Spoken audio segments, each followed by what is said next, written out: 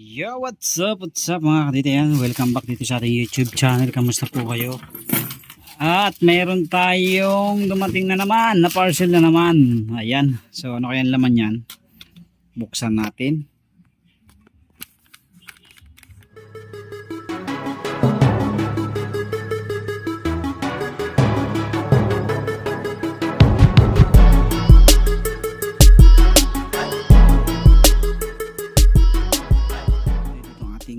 In-order na Corsa.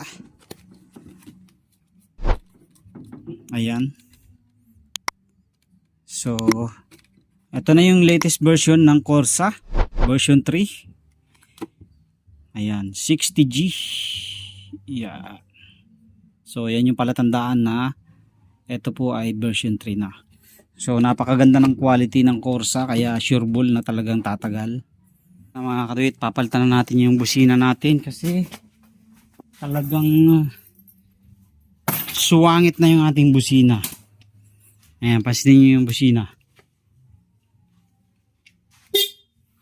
So yung busina natin, o ayan o,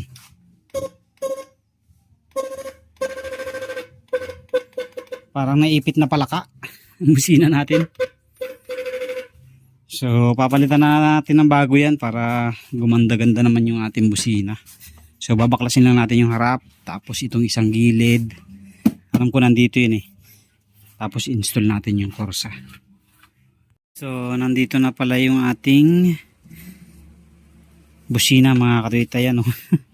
Wala na yung piya. Natira kasi dun sa bilog natin ay yung ating isang piraso lang napundi bago nung kinabit natin yung piya, napundi din yung isa, kaya ang ginawa natin yung tigi sa kinuha natin, pero yun nga napundi na rin at hindi na rin tumutunog pareho, kaya papalitan na natin yan. Okay, palitan na natin ng bago. So ito mga kadit, hininangan natin para hindi sakit, kasi pag sakit pag nagtagal naglulose connection. So ililipat lang natin yung connection dito.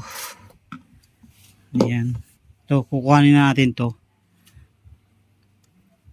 Lilipat na lang natin yan.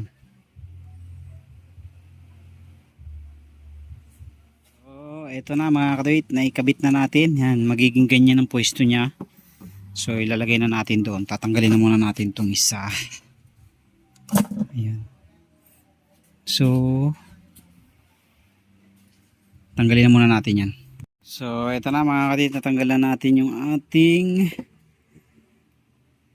busina. So I think yan na rin yung ilalagay nating bracket. So I'm not sure, pero ito marami itong bracket oh. Kaya lang parang plated lang, unlike nito oh. Subukan pa rin natin yan. Kabit pala muna natin. Kabit muna natin.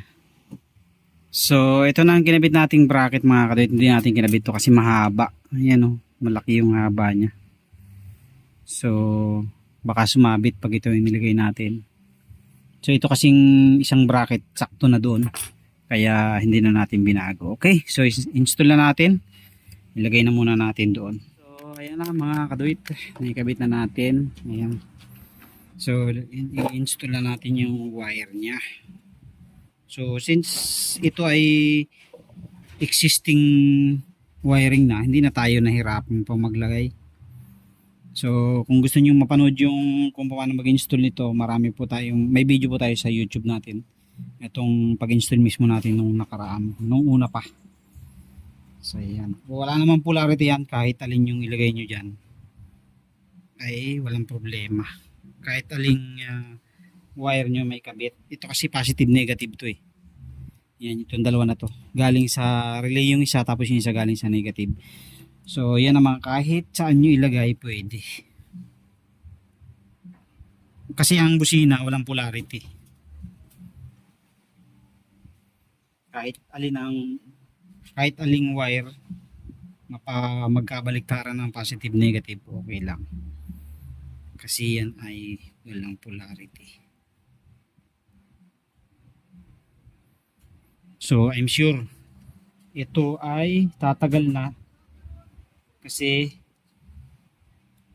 Magandang klase na to eh. Yan. Testing. Testing tayo, testing.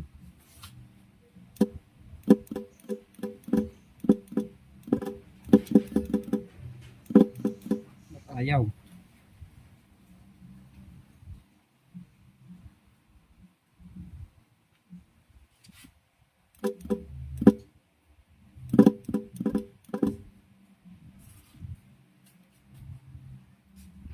Hindi kaya sobrang higpit.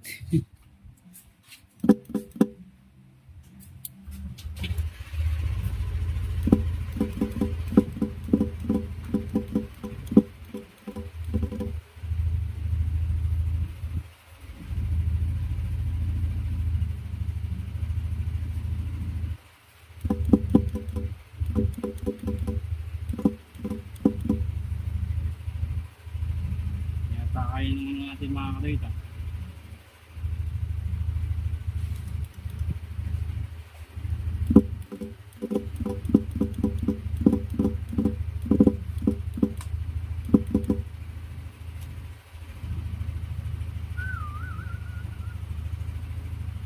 Hindi yata kaya ng ating mga kaduit rapid relay.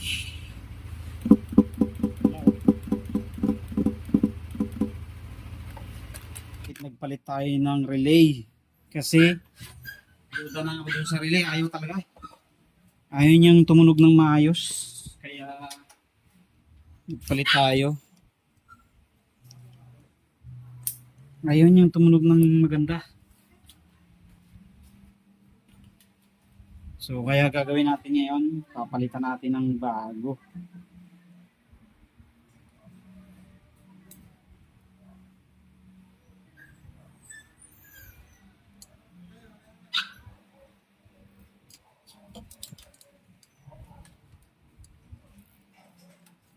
Palit tayo ng bago mga kaduit.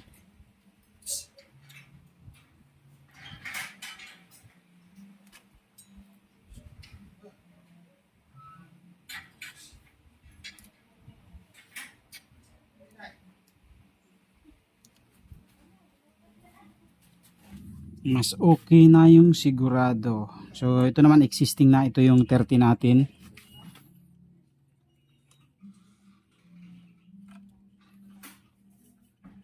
May mga relay kasi mga kaduit na peke, mga copy lang, kaya pagdating ng ilang panahon nahina siya. So ito yung ating,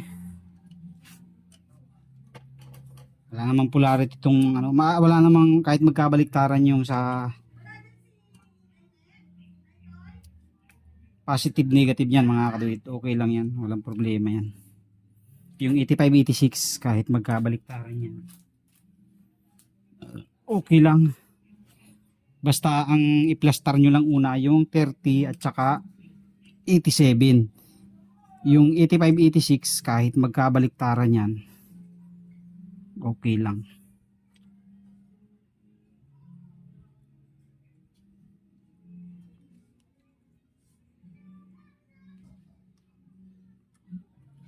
Ito yung isa.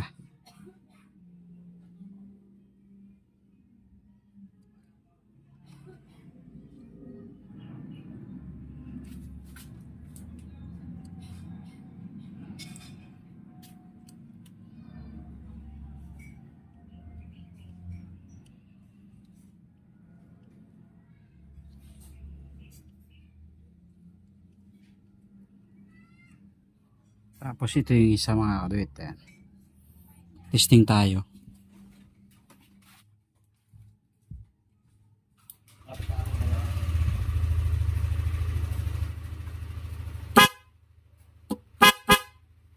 Lakas na mga kaduit. So ano na lang natin, kukumpletuhin na lang natin yan. Okay, testing.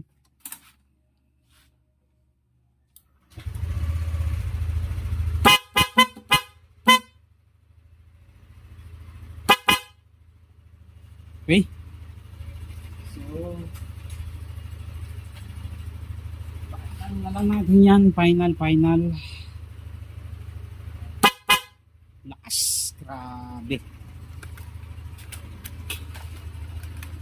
Ay, hindi ko pala naikabit to.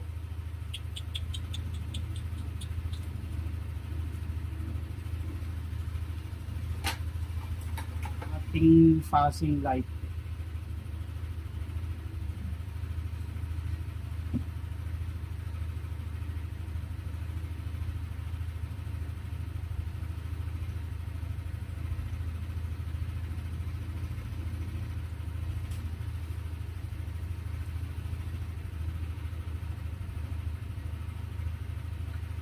Ulit.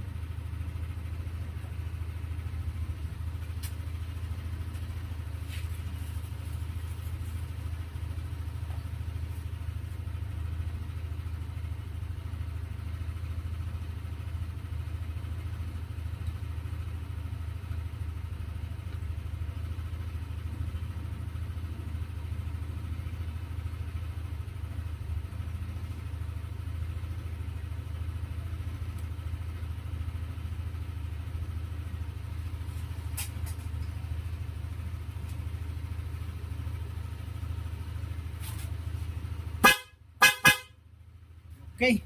So, ito na mga kadete yung resulta ng ating ginawa o pinalit na busina sa ating NMAX. Yan yung Corsa natin. Testing. Grabe lakas, nagulat yung e-bike sa katabi natin. Ayan o. So yan na yung ating Corsa. So may kasama pang passing light yan o. Grabe lakas mga kaduit. Ayan. So hindi na tayo problema na naman sa busina natin. Kasi napalitan na natin ang original na Corsa version 3. Ayan, dahil gusto ko yung medyo malakas. Pwede na namang i-switch sa stock. Ito yung stock niya. Pero kapag gusto ko ng malakas talaga sa gabi, tapos may passing light pa. Ito dito tayo sa ayan, switching yan eh. Sa dual horn natin. Ayan, lakas. Grabe lakas. So yun lang mga kaduit, pinalitan lang natin yung ating busina na napundi yung tigisa. Unang kinabit natin yung bilog na hindi ko kilala kung anong pangalan ng busina na yun. Ang bili ko lang yata doon nasa 300 plus, dalawang piraso na malaki. Tapos napundi siya after 1 year, and then naglagay ako ng PIA horn after 1 year ulit, napundi rin yung isa. Kaya ang ginawa natin, isang bilog at isang PIA yung nilagay natin. Then after 1 year ulit, napundi na siya pareho. So kaya pinalitan na natin ng Corsa. Quality talaga ang Corsa. So yun lang mga katoy, thank you very much. God bless po sa inyong lahat. Thank you. Ayun na.